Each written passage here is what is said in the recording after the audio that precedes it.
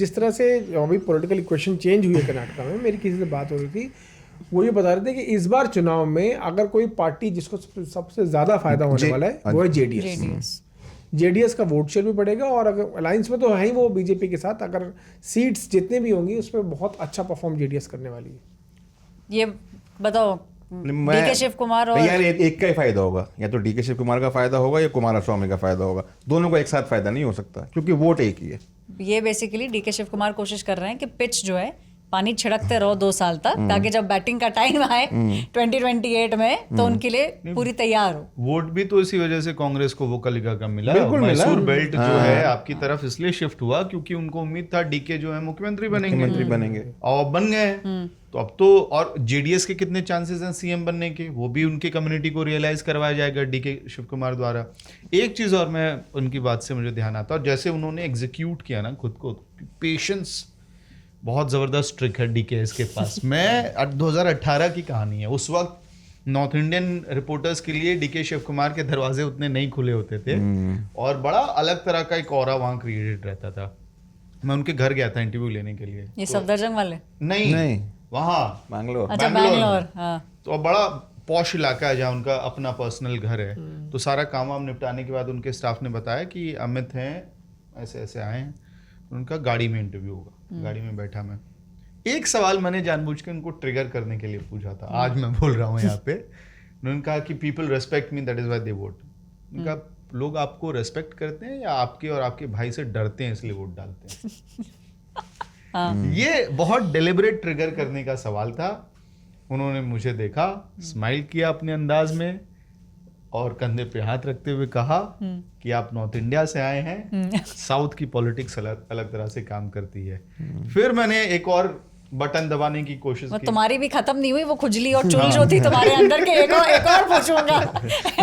आप लोग यहाँ पैसा बहुत इन्वेस्ट करते हैं, वोटर्स को जो है मसल पावर और मनी पावर से खरीदने की कोशिश करते हैं। उनका फिर वही था कि आप नॉर्थ इंडिया से आए हैं, साउथ की पॉलिटिक्स अलग है, यहाँ पे वोटर और नेता का रिलेशन जो है बहुत अलग तरीके से चलता है। और वो पूरा इंटरव्यू हाईवे पे हुआ, इंटरव्यू खत्म हुआ, वो उन्होंने गाड़ी बदला और अपने दूसरे कॉन्स्टिट्यूंसी में प्रचार के लिए चले गए। डीकेएस और मेरे अंदर एक कॉमन फैक्टर है, बताओ क्या है?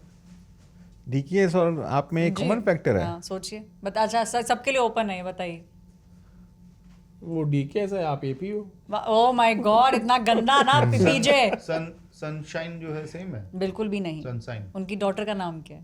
ऐश्वर्या। तो ये इसमें मुझे थोड़ा कंफर्ट मिला। जैसे मैंने उनका बाइट देखा, मैंने कहा चलो वेरी गुड भाई, डॉटर का नाम ऐश्वर्या है, वेरी गुड। ये खुशी की बात हुई। एक बीजेपी का भी किस्सा बड़ा इंटरेस्टिंग। अब हम राज्यसभा पे मूव करेंगे क्योंकि आपके यहाँ तो कई लोगों को कहा जा रहा है कि क्या कहते हैं उसको, तपस्या जो है वो फाइनली नहीं, वो तो कहने में पूरी नहीं हुई है, अभी नहीं हुई है। अच्छा, अभी बची है। और कह रहे हैं तो राहुल गांधी नहीं प्रधानमंत्री बनेंगे, हाँ, तब तक मेरी तपस्या पूरी नहीं होगी। कई वो सारे करते रहे तपस्या, छाए और ऊपर ऊपर मतलब पहाड़ों में। एक बीजेपी के नेता हैं तरुण चुग जी, वो निकले बीजेपी हेडक्वार्टर से। दिल्ली का जो मौसम है देखा होगा आपने, पिछले कई दिनों में सडनली चेंज हो रहा है। कल तो बारिश धूप आंधी अचानक से हो रही है। तो बीजेपी से निकले बाहर, बहुत तेज आंधी आई, पेड़ गिरा उनकी गाड़ी पे, गाड़ी के शीशे वीशे फूट गए। तो भाई ऑब्वियसली सबको लगता है नुकसान हो गया, बुरा भी लगा।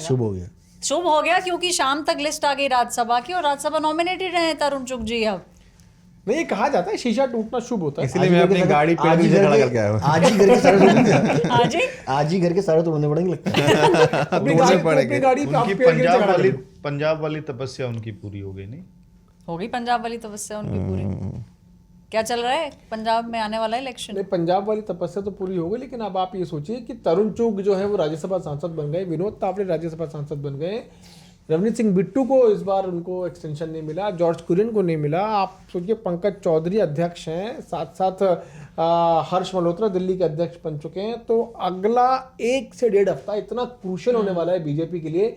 नई टीम आने वाली है और ये जितने लोग जो जिनको देखो, पार्टी के अंदर नियम है, बीजेपी के अंदर एक पद ही मिलता है आपको, और उस पद के हिसाब से जब राज्यसभा सांसद बन चुके हैं विनोद तावड़े और तरुण चुग, तो अब आपको नितिन नवीन की नई टीम जरूर दिखेगी और उसमें युवा चेहरे दिखाई देंगे। उस टीम में शायद वीरेंद्र सचदेवा का भी, वीरेंद्र सचदेवा पंजाब को लेकर जो मेरी सचदेवा को राज्यसभा नहीं दिया गया क्या? नहीं, राज्यसभा नहीं। जो मुझे लगता है कि उनको पंजाब उनको प्रभारी बनाया जा सकता है। पहली बात, उनको प्रभारी बनाया जा सकता है, लेकिन उससे पहले भी उनको एक बड़ा रोल मिलेगा और राष्ट्रीय टीम में आ सकते हैं।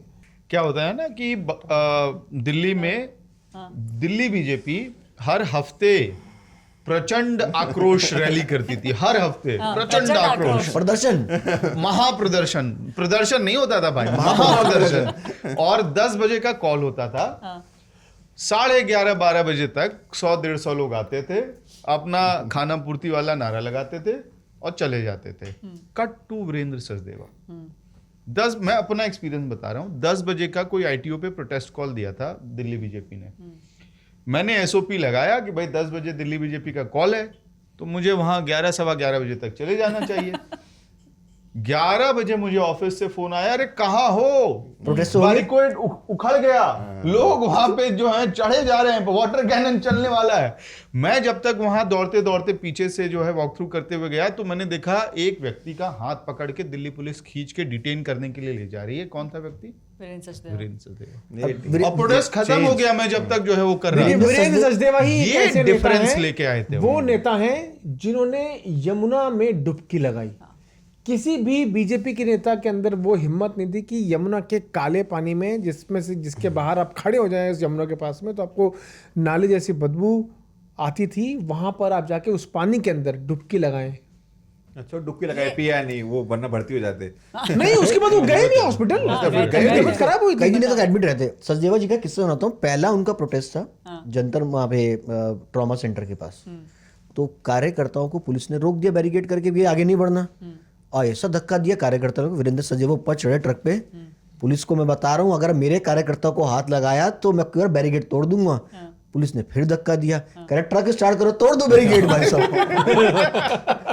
नहीं, डिसिप्लिन और अग्रेशन दोनों जो है दिल्ली यूनिट के अंदर ये नहीं होती थी। दोनों चीज वीरेंद्र सचदेवा के आने के डे 1 से आ गया। कहाँ से आ गई मैं आई हूँ रिक्वेस्ट करने के लिए। प्लीज़ पूरा एपिसोड देख लीजिए, लिंक आ रहा है नीचे। Reporters off.